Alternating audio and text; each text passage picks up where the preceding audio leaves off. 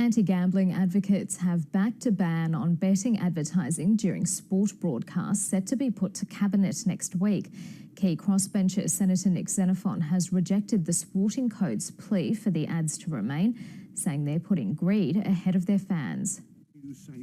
Betting agencies have increasingly underpinned the major codes in recent years, and as the ABC revealed, the AFL and NRL have been fiercely lobbying to fight a proposal to ban in-match ads.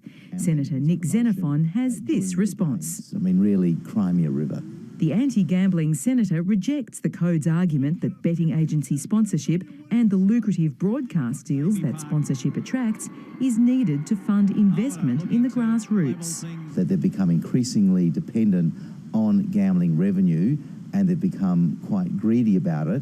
When you look at the salary packages paid to the executives of these codes, it really puts into perspective their community arguments, and they need to think about their fans. The two football codes account for about half of all sports betting in Australia.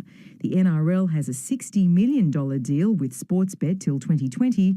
CrownBet is estimated to give the AFL about $10 million.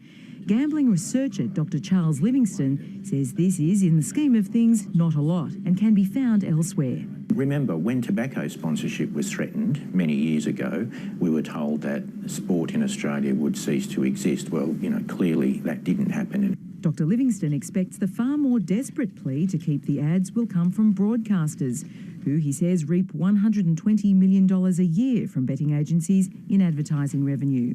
Xenophon backs a deal to get the powerful broadcast lobby on side. Of course there are political risks, but those risks can be mitigated if the government decides to slash licence fees payable by broadcasters, which are the highest in the world by far. And the payoff, according to Charles Livingston, is clear.